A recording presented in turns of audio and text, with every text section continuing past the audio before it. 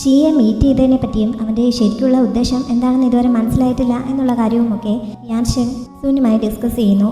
പിന്നെ ലീഹുവാനെ അവിടെ നിന്ന് ഓടിച്ചുവിടാൻ അവൻ എന്ത് ട്രിക്കാണ് പ്രയോഗിച്ചതെന്ന് യാൻഷെങ് ചോദിക്കുന്നുണ്ട്. പക്ഷേ ഞാനങ്ങനെ പ്രത്യേകിച്ചൊന്നും ചെയ്തില്ല, അതൊരു കോയിൻസിഡൻ്റലി സംഭവിച്ച കാര്യമാണ് എന്നാണ് സുൻ പറഞ്ഞത്. എന്താണ് നടന്നതെന്ന് അവൻ പറയുന്നതുമില്ല. രാജ്ഞിയും ലീയുടെ മുത്തശ്ശനും കൂടി അറേഞ്ച് ചെയ്ത പ്രിൻസസിൻ്റെയും ലീഹുവാൻ്റെയും ബ്ലൈൻഡ് ഡേറ്റ് ഈ സമയത്ത് നടക്കുന്നുണ്ടായിരുന്നു. ആദ്യം രണ്ടുപേരും ഒരു കർട്ടന് രണ്ട് വശത്തായിട്ടിരുന്നാണ് സംസാരിച്ചത്. അവനോട് തനിക്ക് താല്പര്യമില്ല എന്നുള്ള കാര്യം പ്രിൻസസ് ആദ്യമേ തന്നെ തുറന്ന് പറയുന്നുണ്ട്. എനിക്കും ഇതിന് ഇഷ്ടമുണ്ടായിട്ടൊന്നുമല്ല, പക്ഷേ വീട്ടുകാരായിട്ട് അറേഞ്ച് ചെയ്തിരിക്കുന്നതിനാൽ ഒഴിഞ്ഞു മാറാനും പറ്റില്ല എന്ന് അവനും പറയുന്നുണ്ട്. അത് കേട്ട് കഴിഞ്ഞപ്പോൾ പ്രിൻസസ് അവിടെ നിൽപ്പുണ്ടായിരുന്ന ജോലിക്കാരെയൊക്കെ അവിടുന്ന് പറഞ്ഞയച്ചിട്ട് കർട്ടന് പുറത്തേക്ക് ചെല്ലുന്നു. എന്നിട്ട് അവനെയും അടുത്തേക്ക് വിളിക്കുന്നു. എന്തായാലും രണ്ടുപേർക്കും ഈ വിവാഹത്തിന് താല്പര്യമില്ല. അങ്ങനെയാണെങ്കിൽ രണ്ടുപേർക്കും ഉപകാരപ്പെടുന്ന രീതിയിൽ ഒരു സൊല്യൂഷൻ അവനോട് സജസ്റ്റ് ചെയ്യുന്നുണ്ട്. അവനെ അടുത്തേക്ക് വിളിച്ച് രഹസ്യമായിട്ടാണ് ഇവളിത് പറയുന്നത്. ഈ സമയത്ത് ഇവരുടെ ബ്ലൈൻഡ് ഡേറ്റ് എങ്ങനെ പോകുന്നുണ്ട് എന്ന് നോക്കാനായിട്ട് രാജ്ഞി കുറച്ച് അപ്പുറത്തായി വന്ന് നിൽക്കുന്നുണ്ടായിരുന്നു. ഇവരിങ്ങനെ അടുത്ത് നിന്ന് സംസാരിക്കുന്നതൊക്കെ കണ്ടപ്പോൾ അവർ തമ്മിൽ സെറ്റായി എന്നാണ് രാജ്ഞി വിചാരിക്കുന്നത്. അങ്ങനെ അവർ അവരെ ഡിസ്റ്റർബ് ചെയ്യാതെ അവിടെ നിന്ന് തിരികെ പോകുന്നുണ്ട്. ഷാങ്യുവും യാൻഷെങ്ങും ഷാങ്ങിങ്ങിനെയും കൊണ്ട് കുറേ ചുറ്റിത്തിരിഞ്ഞ ശേഷം ഷിയാൻ്റെ സ്ഥലത്തെത്തുന്നു. അപ്പോഴേക്കും ഷാങ്ങി ഉറങ്ങിയിട്ടുണ്ടായിരുന്നു. അവിടെ അവർക്ക് വേണ്ടിയിട്ട് ഒരു റൂം ഷിയാൻ അറേഞ്ച് ചെയ്തിട്ടുണ്ടായിരുന്നു. ജോലിക്കാരി അവരെ അവിടെ കൊണ്ടാക്കുന്നു. അവർക്ക് ഫ്രഷ് ആവാൻ വേണ്ടിയിട്ടുള്ള ചൂടുവെള്ളം അവിടെ കൊണ്ട് വെച്ചിട്ടുണ്ട് എന്ന് പറഞ്ഞിട്ട് സെർവൻ്റ് അവിടെ നിന്ന് പോകുന്നു. ഒരു ബെഡ് മാത്രമേ ഉള്ളൂ എന്നൊക്കെ കണ്ടപ്പോൾ ഇന്ന് എന്തെങ്കിലുമൊക്കെ സംഭവിക്കാതിരിക്കുമെന്ന് കരുതി അവളൊന്ന് സന്തോഷിക്കുന്നുണ്ട്. യാൻഷെങ് ഷാങ്ങിനെ കൊണ്ട് കിടത്തിയ ശേഷം ഫ്രഷ് ആവാൻ പോകാൻ തുടങ്ങിയപ്പോൾ ചൂടുവെള്ളം അവിടെ ഇരിപ്പുണ്ടെന്ന് അവൾ പറയുന്നു. അവൾ ഈ സമയത്ത് പാൽ ചൂടുവെള്ളത്തിലേക്ക് ഇറക്കി വെച്ച് വാഷ് ചെയ്തുകൊണ്ടിരിക്കുകയാണ്. അവളുടെ ഇരിപ്പ് കണ്ടപ്പോൾ യാൻഷെങ്ങിനും അവളുടെ ഉദ്ദേശം എന്താണെന്ന് ഏകദേശം ഒരു ഐഡിയ കിട്ടുന്നുണ്ട്. പക്ഷേ അവൻ അതിനോട് ഇതുവരെ റിയാക്ട് ചെയ്യുന്നൊന്നുമില്ല. കുറച്ച് സമയം അവൻ അതേ റൂമിൽ തന്നെ ഇരുന്ന് അവൻ്റെ മുഖമൊക്കെ വാഷ് ചെയ്തുകൊണ്ട് അവളെ ശ്രദ്ധിക്കുന്നുണ്ട്. ഷാങ്യുവിന് അവൻ നോക്കുന്ന സമയത്ത് ഇടയ്ക്ക് നാണമൊക്കെ വരുന്നുണ്ട്. അവൻ ഇതൊന്നും കണ്ടില്ല എന്ന് നടിച്ച് ഫ്രഷ് ആയ ശേഷം എഴുന്നേറ്റ് ആ വെള്ളം കളയാനായി പുറത്തേക്ക് പോകാൻ തുടങ്ങിയപ്പോൾ അത് കളയണ്ട, ഈ പാത്രത്തിലെ വെള്ളത്തിൻ്റെ ചൂട് പോയി, അതുകൊണ്ട് ഇതിലേക്ക് തന്നെ ഒഴിച്ചോളാൻ ഷാങ്യു പറയുന്നു. അങ്ങനെ വെള്ളം കൊണ്ടുവന്ന് ആ ബേസിനിലേക്ക് ഒഴിക്കുന്നുണ്ട്. അവൾ വീണ്ടും കാല് അതിലേക്ക് ഇറക്കി വെച്ചിട്ട് അവനോടും കൂടി കാല് അതിലേക്ക് ഇറക്കി വെച്ച് കഴുകിക്കൊള്ളാൻ പറയുന്നു. പക്ഷേ അവനങ്ങനെ ചെയ്യാതെ മടിച്ചിരിക്കുന്നുണ്ട്. എൻ്റെ വീട്ടിൽ എല്ലാവരും സാധാരണ ഇങ്ങനെ ഒരു ബേസിനിൽ തന്നെയാണ് കാല് വാഷ് ചെയ്യാറുള്ളത്. അതുകൊണ്ടാണ് ഞാൻ അത്ര ശ്രദ്ധിക്കാൻ. നിനക്ക് ബുദ്ധിമുട്ടുണ്ടെങ്കിൽ വേറെ ചൂടുവെള്ളം കൊണ്ടുവരാൻ ഞാൻ ഏർപ്പാടാക്കാമെന്ന് അവൾ പറയുന്നു. അതിൻ്റെ ആവശ്യമില്ല, ഞാനങ്ങനെ ബുദ്ധിമുട്ടൊന്നും ഉണ്ടായിട്ടല്ല, ഞാൻ പുറത്ത് പോയി തണുത്ത വെള്ളത്തിൽ കഴുകിക്കോളാം, എനിക്കതാണ് ശീലമെന്ന് അവൻ പറയുന്നു. തണുത്ത വെള്ളം അവന് ബുദ്ധിമുട്ടുണ്ടാക്കില്ലേ, പനി പിടിച്ചാലോ എന്നൊക്കെ അവൾ ചോദിക്കുന്നുണ്ടെങ്കിലും അത് കുഴപ്പമില്ല, എനിക്കിത് ശീലമാണ് എന്ന് അവൻ പറയുന്നു. പിന്നെ അവിടെ ഒരു ബെഡ് മാത്രമല്ലേ ഉള്ളൂ, അതുകൊണ്ട് ഷാങ്ങിയും അവളും ആദ്യം റെസ്റ്റ് എടുത്തോളാനും അവൻ പറയുന്നുണ്ട്. നീ രാത്രി മുഴുവൻ അപ്പോൾ പുറത്തിരിക്കാനാണോ ഉദ്ദേശിക്കുന്നത്? ഇവിടെ വേറെ ഗസ്റ്റ് റൂം ഒന്നും ഒഴിവില്ല എന്നാണ് ഇവിടുത്തെ സെർവൻറ്റ് പറഞ്ഞത്. പിന്നെ നീ എവിടെ പോയി കിടന്ന് ഉറങ്ങും എന്നവൾ ചോദിച്ച് നോക്കുന്നുണ്ട്. അത് സാരമില്ല, ഞാൻ ഇവിടുത്തെ ജോലിക്കാരനെ ആരെങ്കിലും റൂമിൽ അഡ്ജസ്റ്റ് ചെയ്ത് കിടക്കാൻ ശ്രമിച്ചോളാം എന്ന് പറഞ്ഞ് അവൻ പുറത്തേക്ക് പോകുന്നുണ്ട്. അതോടെ ഷാങ്യു ആകെ നിരാശയാവുന്നു. എന്തെല്ലാം പ്രതീക്ഷകളായിരുന്നു, എല്ലാം വെറുതെ ആയി. എവിടെയാണ് കുഴപ്പം പറ്റിയതെന്ന് അവൾക്ക് മനസ്സിലാവുന്നില്ല. ആ മാർക്കറ്റിൽ കൂടിയൊക്കെ നടന്ന സമയത്ത് റൊമാൻസ് നല്ല രീതിയിൽ വർക്കൗട്ട് ആയിക്കൊണ്ടിരുന്നതാണ്. ഇവിടെ വന്നപ്പോഴും കുഴപ്പമില്ലായിരുന്നു. പിന്നെ എവിടെയാണ് കാര്യങ്ങൾ റോങ് ആയി പോയതെന്ന് അവൾ അവിടെ നിന്ന് ചിന്തിക്കുന്നുണ്ട്. യാൻഷെൻ പുറത്തിറങ്ങി നിൽക്കുന്ന സമയത്ത് അവിടുത്തെ ജോലിക്കാരി അവനെ കാണുന്നുണ്ട്. അവനെന്താണ് അകത്ത് കയറി കിടക്കാത്തതെന്ന് ചോദിച്ചപ്പോൾ അകത്ത് ഒരു ബെഡ് മാത്രമല്ലേ ഉള്ളൂ, ഷാങ്യുവിനും കൂടി കിടക്കാനുള്ള സ്ഥലമേ ഉള്ളൂ എന്നവൻ പറയുന്നു. അതിനെപ്പറ്റി ഞാൻ ചിന്തിച്ചിരുന്നില്ല, വേറെ റൂമൊന്നും ഒഴിവില്ല, പിന്നെന്താ ചെയ്യാമെന്ന് അവൾ ചോദിച്ചപ്പോൾ ഏതെങ്കിലും സ്റ്റാഫിൻ്റെ റൂം ഒഴിവുണ്ടോ എന്ന് അവൻ അന്വേഷിക്കുന്നു. സ്റ്റാഫിൻ്റെ റൂമിലെല്ലാം 2 പേർ വീതമാണ് കിടക്കുന്നത്. പിന്നെ ആകെ ഒരാളുടെ റൂമിൽ മാത്രമാണ് സ്ഥലം ഒഴിവുള്ളത്. അവൻ ഭയങ്കര കൂർക്കം വലി ആയതുകൊണ്ട് അവിടെ വേറെ ആരും കിടക്കാൻ തയ്യാറാവാത്തതാണ്. അവിടെ മതിയോ എന്ന് അവൾ ചോദിക്കുന്നു. അതായാലും മതിയെന്ന് പറഞ്ഞ് അവൻ ആ റൂമിൽ പോയി കിടക്കുന്നുണ്ട്. ശരിക്കും ഷാങ്യുവിനോട് ഇഷ്ടമില്ലാത്തതുകൊണ്ടൊന്നുമല്ല അവൻ ഇന്നത്തെ സാഹചര്യത്തിൽ ഇങ്ങനെ ഒഴിഞ്ഞു മാറിയത്. അവനെ തിരികെ കൊണ്ടുപോകുന്നതിനാണല്ലോ സുൻ വന്നത്. അവൻ പോകുമ്പോൾ ഇവരെ കൂട്ടിക്കൊണ്ടു പോകാൻ ഉദ്ദേശമില്ല എന്ന് സുൻ അവനോട് ചോദിച്ചിരുന്നു. അങ്ങനെ ഇവരെ കൊണ്ടുപോകാതെ അവൻ ഇവിടെ നിന്ന് പോയി കഴിഞ്ഞാൽ ചിലപ്പോൾ ജീവിതത്തിൽ ഇനി ഒരിക്കലും അവനവരെ മീറ്റ് ചെയ്യാൻ പറ്റില്ല എന്നും സുൻ മുന്നറിയിപ്പ് നൽകിയിരുന്നു. പക്ഷേ തൻ്റെ സ്വാർത്ഥത ആലോചിച്ച് ഷാങ്യുവിനെയും അങ്ങനെ അവിടെ നിന്ന് പറിച്ചെടുത്തുകൊണ്ട് പോകാൻ യാൻഷെങ് ഉദ്ദേശിക്കുന്നില്ല. മാത്രമല്ല അവൻ പോകുന്നത് അതിർത്തിയിലേക്കാണല്ലോ, അവിടെ ഒട്ടും സേഫ് അല്ല. അങ്ങനെയുള്ളൊരു യുദ്ധഭൂമിയിലേക്ക് അവളെ കൊണ്ടുപോയി അപകടത്തിലാക്കാൻ അവൻ ആഗ്രഹിക്കുന്നില്ല. അതുകൊണ്ടാണ് അവരെ കൂടെ കൂട്ടണ്ടെന്ന് അവൻ തീരുമാനിച്ചത്. പക്ഷെ തൻ്റെ നോട്ടത്തിൽ ഷാങ്യു അങ്ങനെ പെട്ടെന്ന് തകർന്നു പോകുന്ന ഒരാളാണെന്ന് തോന്നുന്നില്ല. അവൻ്റെ വൈഫാവാൻ പറ്റിയ എല്ലാ യോഗ്യതയും അവൾക്കുണ്ടെന്നാണ് തോന്നുന്നത്. അതിർത്തിയിലെ ലിവിങ് സിറ്റുവേഷൻസ് ഒന്നും സിറ്റിയിലെ പോലെ അത്ര സുഖമുള്ളതല്ലല്ലോ. അതേപോലെയുള്ള ഒരു പരുക്കൻ അന്തരീക്ഷത്തിൽ ജീവിക്കാൻ അവളാണ് സിറ്റിയിലുള്ള വലിയ വലിയ വീടുകളിലെ പെൺകുട്ടികളെക്കാൾ കുറച്ചുകൂടി യോജിക്കുന്നതെന്നാണ് എനിക്ക് തോന്നുന്നത് എന്നൊക്കെ സുൻ പറയുന്നുണ്ട്.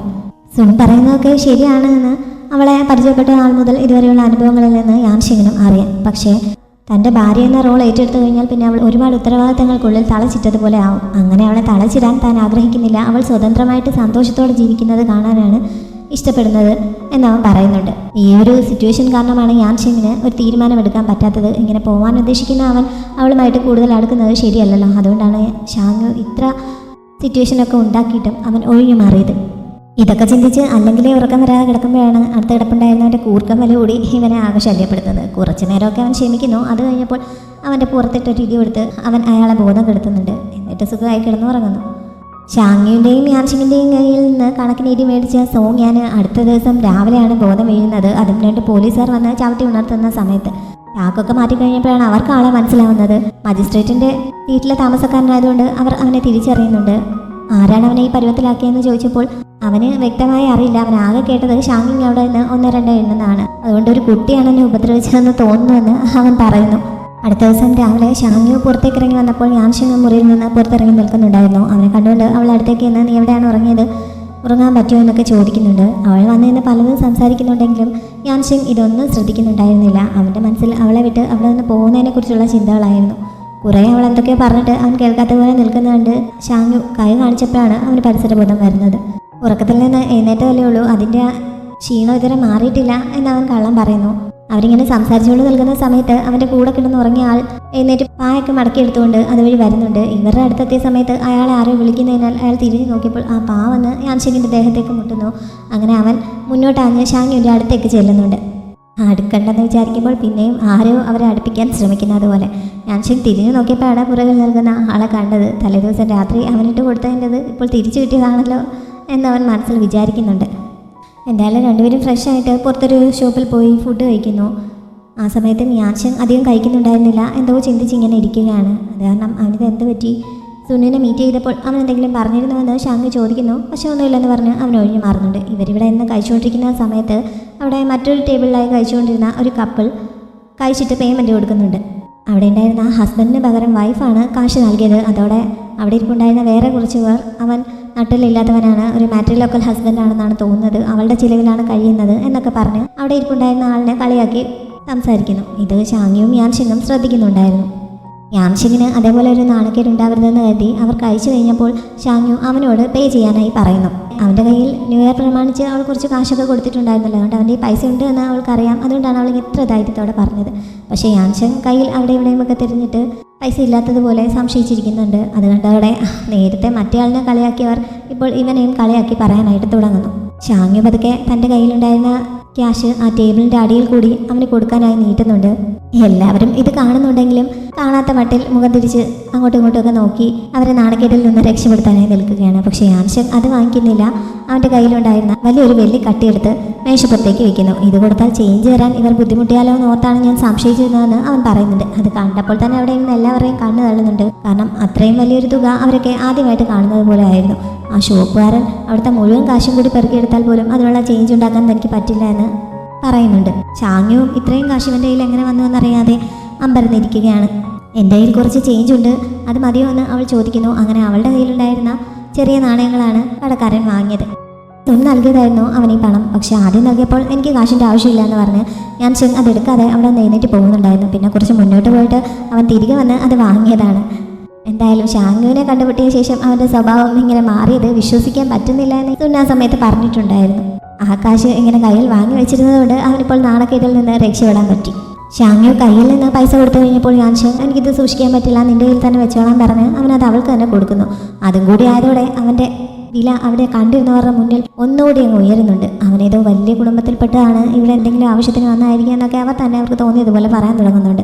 അവിടെ നിന്ന് തിരികെ പോകുന്ന വഴിക്ക് ഇത്രയും വലിയ തുക ആരെങ്കിലും കൊണ്ട് നടക്കുമോ, അതേപോലെ ചെറിയൊരു ഫുഡ് കഴിച്ചതിന് ഇത് കൊടുക്കുമോ, എനിക്കിത് എവിടെ നിന്ന് കിട്ടി എന്നൊക്കെ ഷാങ്ങി അവനോട് ചോദിക്കുന്നുണ്ട്. അവനതിന് മറുപടി പറയാതിരുന്നപ്പോൾ സുനിനെ മീറ്റ് ചെയ്തപ്പോൾ അവൻ കൊടുത്തതാണോ എന്ന് അവൾ തന്നെ അങ്ങോട്ട് ചോദിക്കുന്നുണ്ട്.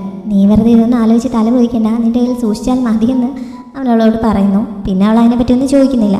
അവർ തിരികെ ചെല്ലുന്ന സമയത്ത് അങ്കിൾ സാഹോയും ആൻറ്റിയും കുറച്ച് അയൽക്കാർക്കൊപ്പം പുറത്ത് നിൽക്കുകയാണ്. ഇവരെ കണ്ടപ്പോൾ തന്നെ ഒരു വലിയ പ്രശ്നമുണ്ട്, ആകെ കുഴപ്പമായിരിക്കുകയാണ് എന്നൊക്കെ പറഞ്ഞ ഒരു വിഷയം പറയുന്നു. മജിസ്ട്രേറ്റിൻ്റെ ഓഫീസിൽ നിന്ന് ഈ ജനങ്ങളുടെ ഇടയിൽ നിന്നും ധാന്യങ്ങൾ കളക്ട് ചെയ്യാനായിട്ട് ഓർഡർ നൽകിയിരിക്കുകയാണ്. ധാന്യങ്ങൾ മാത്രമല്ല, എല്ലാവരും പണം നൽകണമെന്ന് കൂടി മജിസ്ട്രേറ്റ് ആവശ്യപ്പെട്ടിരിക്കുന്നു. ന്യൂ ഇയറിൻ്റെ ആഘോഷമൊക്കെ കഴിഞ്ഞിരിക്കുന്നതിനാൽ ആരെയും കയ്യിൽ ആ തുക ഇപ്പോൾ എടുക്കാനില്ല. അതാണ് എല്ലാവരും ഇങ്ങനെ ടെൻഷൻ അടിച്ച് വെപ്രാളപ്പെട്ട് നിൽക്കുന്നത്. ഷാങ്യുവിൻ്റെ കയ്യിൽ ഇപ്പോൾ കുറച്ച് തുകയൊക്കെ ഉണ്ടായിരുന്നതിനാൽ ഇപ്പോഴത്തെ സിറ്റുവേഷനിൽ അവൾക്കത് നൽകാൻ പറ്റും. പക്ഷേ ഈ ഗ്രാമത്തിലുള്ള മിക്കവാറും എല്ലാവരും വളരെ പാവപ്പെട്ടവരാണ്. ഇത്രയും വലിയൊരു തുക കൊടുക്കാൻ ഇപ്പോൾ ആരെയും കൈവശം ഉണ്ടാവാൻ സാധ്യതയില്ല. മുത്തശ്ശൻ്റെ കയ്യിലും ഈ ഒരു തുക കാണാൻ സാധ്യതയില്ല. അതുകൊണ്ട് ഞാൻ മുത്തശ്ശൻ്റെ അടുത്ത് വരെ പോയിട്ട് കുറച്ച് പണം നൽകിയിട്ട് വരാമെന്ന് യാൻഷിങ്ങിനോട് പറഞ്ഞിട്ട് അവൾ മുത്തശ്ശൻ്റെ അടുത്തേക്ക് പോകാൻ റെഡിയായിക്കൊണ്ടിരിക്കുകയാണ്. മുത്തശ്ശനെ കൊണ്ടുപോകാനായിട്ട് കുറച്ച് ഇറച്ചിയും അവൾ പൊതിഞ്ഞെടുക്കുന്നുണ്ട്.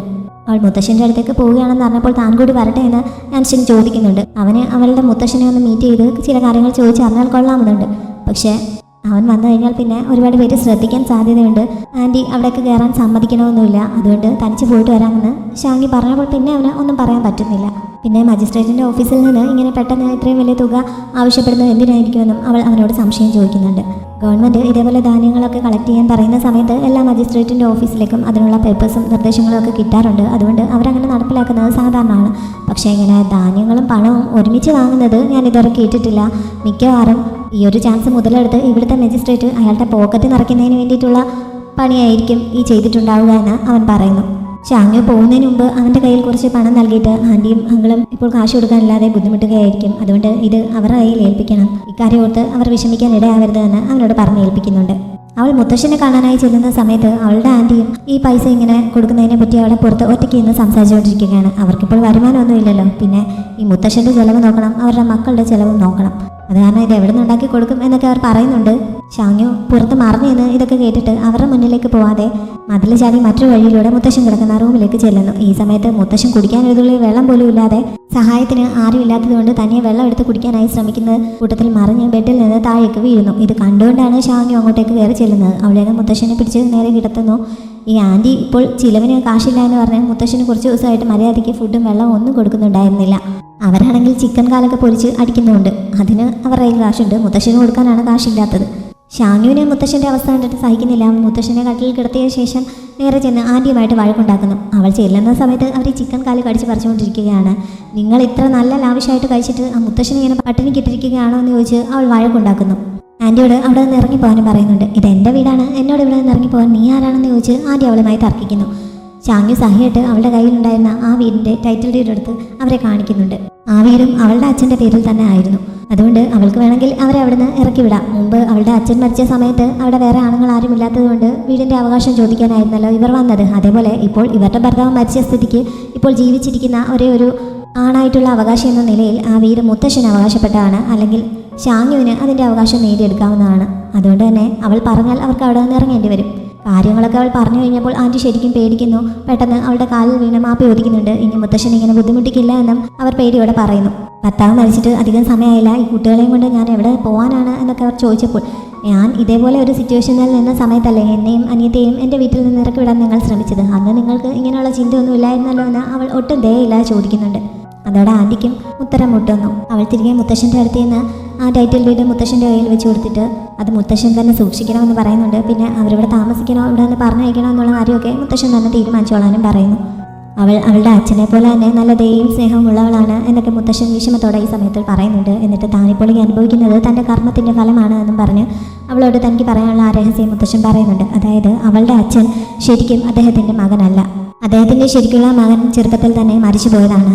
17 വർഷങ്ങൾക്ക് മുമ്പ് ഷാങ്യുവിൻ്റെ അച്ഛനും അമ്മയും കൂടി ഈ സിറ്റിയിലേക്ക് വന്നതായിരുന്നു. മുമ്പ് എവിടെയോ എസ്കോട്ട് ജോലിക്ക് പോയ സമയത്ത് എങ്ങനെയോ കുറേ ശത്രുക്കളുണ്ടായി. അത് കാരണം കുറച്ചു കാലം ഒളിവിൽ താമസിക്കേണ്ട ഒരു സിറ്റുവേഷനാണ്.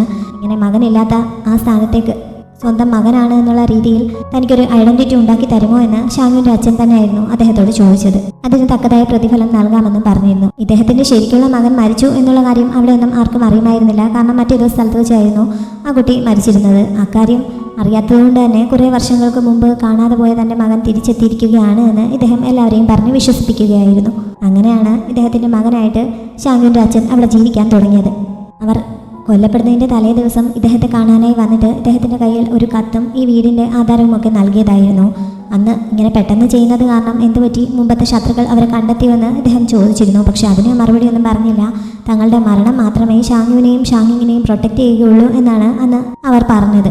അവർ മരിച്ചു കഴിഞ്ഞപ്പോൾ ഇവളുടെ അങ്കിൾ ഈ വീടൊക്കെ തട്ടിയെടുക്കുന്നതിന് വേണ്ടിയിട്ട് ആ കത്ത് നശിപ്പിച്ചു കളഞ്ഞു. എന്നിട്ടാണ് അന്ന് അവളുമായിട്ട് പ്രശ്നമുണ്ടാക്കാനായിട്ട് അവിടേക്ക് ചെന്നത്. എനിക്ക് അവനെ തടയാൻ പറ്റിയില്ല എന്നൊക്കെ മുത്തശ്ശൻ വിഷമത്തോടെ പറയുന്നു. ഇതൊക്കെ അറിഞ്ഞുകൊണ്ട് വളരെ വിഷമത്തോടെയാണ് ഷാങ്യു അവിടെ നിന്ന് തിരികെ പോയത്. അവൾ ഇത്രയും കാലം വിശ്വസിച്ചിരുന്നതെല്ലാം മാറ്റിമറിക്കുന്ന രീതിയിലാണല്ലോ ഇപ്പോൾ അറിഞ്ഞിരിക്കുന്ന ഈ സത്യങ്ങളൊക്കെ. അതുകൊണ്ട് വീട്ടിലേക്ക് പോവാതെ അവൾ എപ്പോഴും ചെന്ന് നിന്ന് ചിന്തിക്കാറുള്ള ആ നദിയുടെ തീരത്ത് അവൾ പോയി നിൽക്കുന്നു. അച്ഛനും അമ്മയ്ക്കും മരിക്കുന്നതിന് മുമ്പ് തന്നെ തങ്ങളുടെ ദിവസങ്ങൾ എണ്ണപ്പെട്ട് കഴിഞ്ഞിരുന്നുവെന്ന് അറിയാമായിരുന്നു. എന്തായിരിക്കും അതിന് പിന്നിലുള്ള കാരണം? അവർ മരിച്ചാൽ മാത്രമേ തങ്ങളെ പ്രൊട്ടക്റ്റ് ചെയ്യാൻ പറ്റുകയുള്ളൂ എന്ന് അച്ഛൻ വിചാരിച്ചത് എന്തുകൊണ്ടായിരിക്കും? അതേപോലെ തന്നെ ലീ തന്നോട് പറഞ്ഞ കാര്യങ്ങളുമായിട്ട് ഇതൊട്ടും മാച്ച് ആവുന്നില്ലല്ലോ എന്നിങ്ങനെ അവളുടെ മനസ്സിൽ പല സംശയങ്ങളും ഉണ്ടാവുന്നുണ്ട്.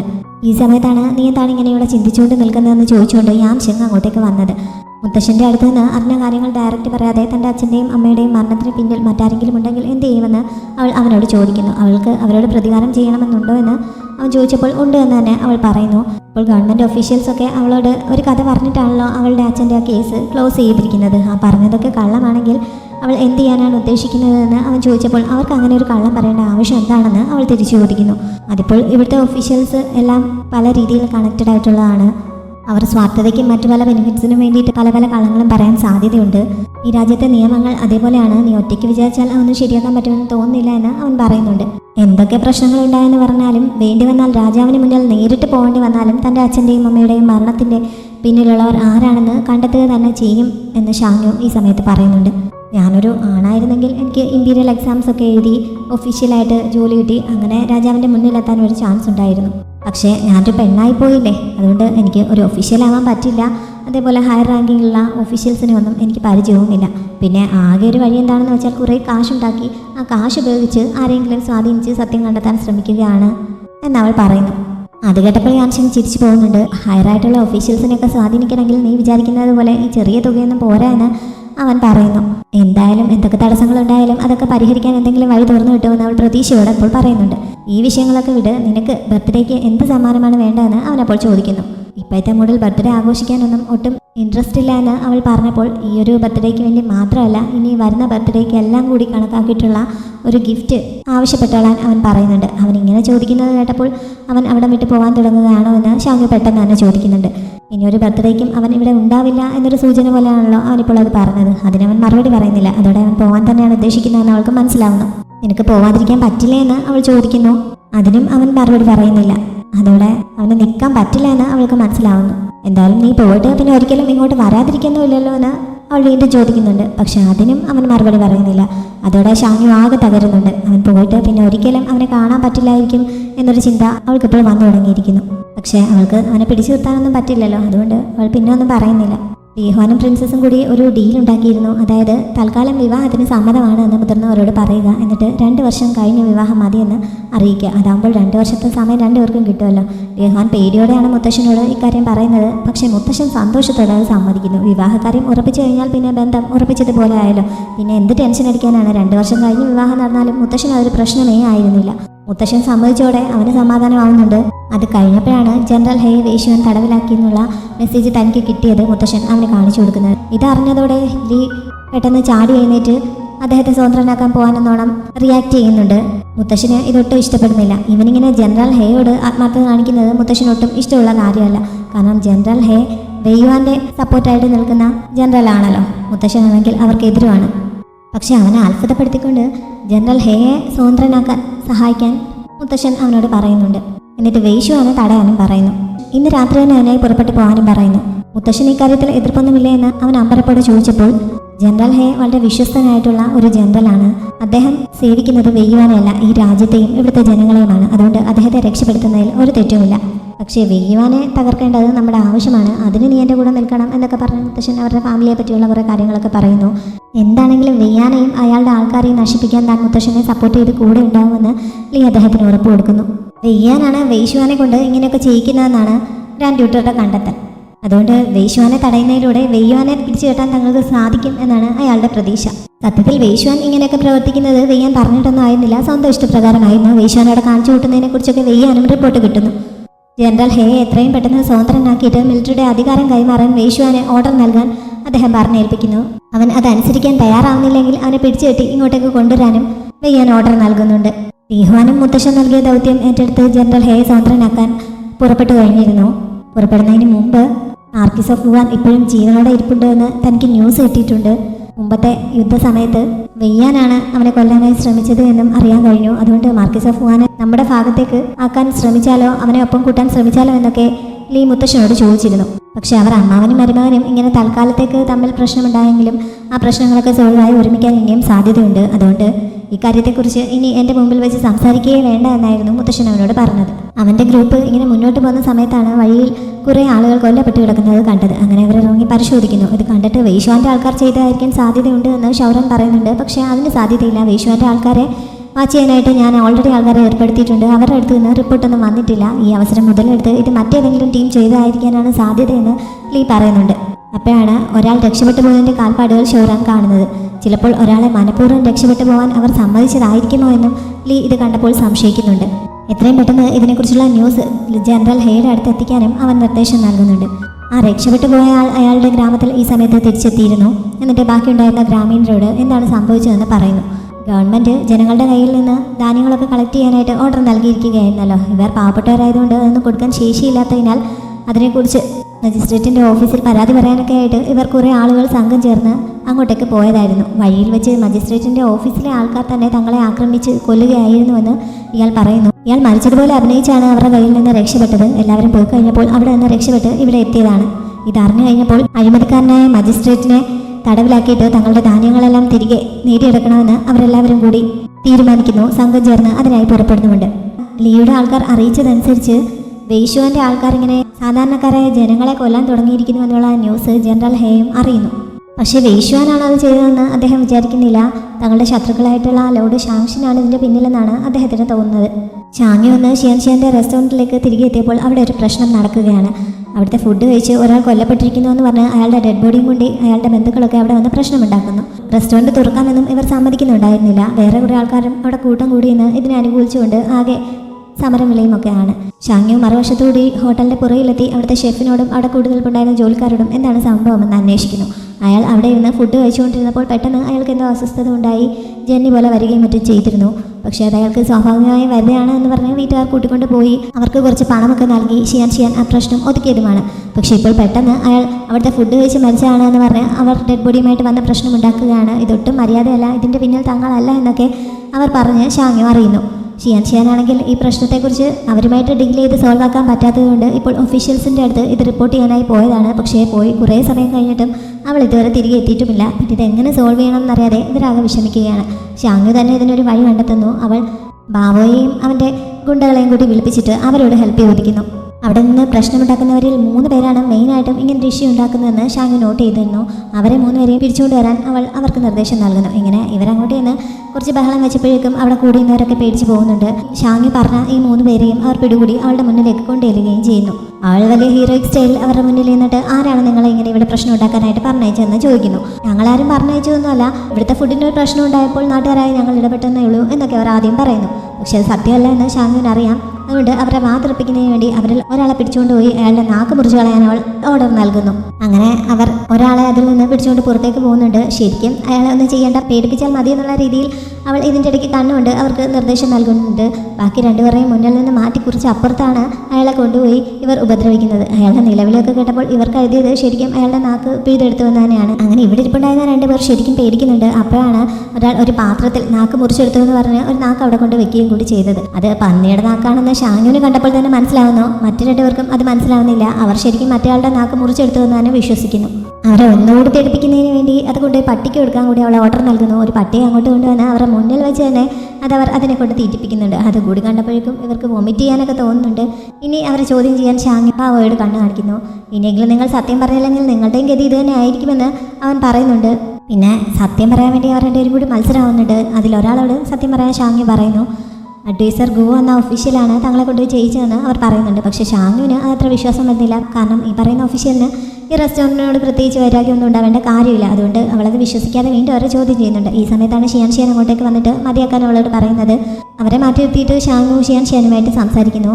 അവർ പറഞ്ഞത് സത്യം തന്നെയാണ്, അഡ്വൈസർ ഗോ തന്നെയാണ് ഇതിന് പിന്നിലെന്ന് ഷിയാനും പറയുന്നു. അയാൾക്ക് നമ്മുടെ റെസ്റ്റോറൻറ്റിനോട് ദേഷ്യം വരാൻ എന്താണ് കാര്യം? ഇനി ഇവളോട് ശത്രുതയുള്ള ഏതെങ്കിലും റെസ്റ്റോറൻറ്റുകാർ അയാളെ സമീപിച്ചിട്ട് അയാളെ കൊണ്ട് ചെയ്യിച്ചതാണോ എന്ന് ഷാങ് സംശയം ചോദിക്കുന്നു. അതിനേക്കാൾ മോശമാണ് കാര്യങ്ങളെന്ന് ഷിയാൻ പറയുന്നു. കാര്യങ്ങൾ കൈവിട്ട് പോകുന്ന അവസ്ഥയാണ്. ഞാൻ രാവിലെ മുതൽ എനിക്കറിയാവുന്ന ഒഫീഷ്യൽസിനെ എല്ലാം മാറി തിരിഞ്ഞ് കയറി ഇറങ്ങി കണ്ടുകൊണ്ടിരിക്കുകയാണ്. പക്ഷേ അവരാരും എന്നെ സഹായിക്കാൻ തയ്യാറായിട്ടില്ല. അതുകൊണ്ട് ഇതിന് പിന്നിൽ നമ്മൾ വിചാരിക്കുന്നതിനേക്കാൾ കൂടുതൽ ശക്തരായ ആരോ ഉണ്ട്. മജിസ്ട്രേറ്റിനെയും ഞാൻ നേരിട്ട് പോയി കണ്ട്, എന്നിട്ട് അദ്ദേഹം പോലും എന്നെ കൈയൊഴിയുകയാണ് ചെയ്തത് എന്നൊക്കെ ഷിയാൻ അവളെ അറിയിക്കുന്നു. തനിക്ക് കോൺസ്റ്റബിൾ വാങ്ങുമായിട്ട് കുറച്ച് കണക്ഷനുണ്ട്, അദ്ദേഹത്തോട് സഹായം ചോദിച്ചാലോ എന്ന് ഷാങ് ചോദിക്കുന്നുണ്ടെങ്കിലും മജിസ്ട്രേറ്റിനെ നേരിട്ട് കണ്ടിട്ട് ഒരു കാര്യമില്ലാത്ത സ്ഥിതിക്ക് അദ്ദേഹത്തിനൊന്നും ചെയ്യാൻ സാധിക്കില്ല. അതുകൊണ്ട് അവൾ വെറുതെ ഇതിൽ ഇടപെടേണ്ട എന്ന് ഷിയാൻ പറയുന്നു. അപ്പോഴാണ് കുറച്ച് പോലീസുകാർ പുറകിലത്തെ വാതിലിലൂടെ അവിടെ എത്തിയിട്ടുണ്ട് എന്ന് ഒരു സെർവൻറ്റ് വന്ന് പറയുന്നത്. അവരെ ഡീൽ ചെയ്യാൻ താൻ പോകാമെന്ന് ഷാങ് പറയുന്നുണ്ടെങ്കിലും ഷിയാൻ അവളെ തടയുന്നു. വെറുതെ ഈ നിയമക്കുരുക്കിലൊന്നും നീ ചെന്നപ്പെടേണ്ട, ഇത് ഞാൻ തന്നെ ഡീൽ ചെയ്തോളാം. നീ ഇവിടെ നിന്ന് ബാവറെ പ്രൊട്ടക്ട് ചെയ്താൽ മതി, അവനെ ആരും കൊണ്ടുപോകാതെ സൂക്ഷിക്കണമെന്ന് അവളെ പറഞ്ഞേൽപ്പിച്ചിട്ട് ഷിയാൻ പോലീസുകാരുടെ അടുത്തേക്ക് ചെല്ലുന്നു. ഇങ്ങനെ ഒരു പ്രശ്നമായതുകൊണ്ട് റെസ്റ്റോറൻറ്റ് മാനേജറായ ഷിയാൻ അറസ്റ്റ് ചെയ്യാനായിരുന്നു അവർ വന്നത്. അവൾ എതിർപ്പൊന്നുമില്ലാതെ അവർക്കൊപ്പം പോകുന്നുണ്ട്. ഷാങ് പുറകിലായിട്ട് വന്ന് മറിഞ്ഞു നിന്ന് അവരെ വാച്ച് ചെയ്യുന്നുണ്ടായിരുന്നു. ഷിയാനും അവരെ പ്രൊട്ടക്ട് ചെയ്യണം എന്നുള്ള രീതിയിൽ അവളെ ഒന്ന് തിരിഞ്ഞ് നോക്കിയിട്ടാണ് പോകുന്നത്. ഷാങ് പിന്നെയും അവർക്ക് പിന്നാലെ ഒളിച്ചു പോകാൻ തുടങ്ങിയപ്പോൾ യാൻഷെൻ പിന്നാലെ വന്ന് അവളുടെ കയ്യിൽ കയറി പിടിക്കുന്നുണ്ട്. അവനാണ് എന്നറിയാതെ അവൾ കയ്യിലുണ്ടായിരുന്ന കത്തി അവന് നേരെ നീട്ടുന്നിടത്ത് ഈ എപ്പിസോഡ് അവസാനിക്കുന്നു.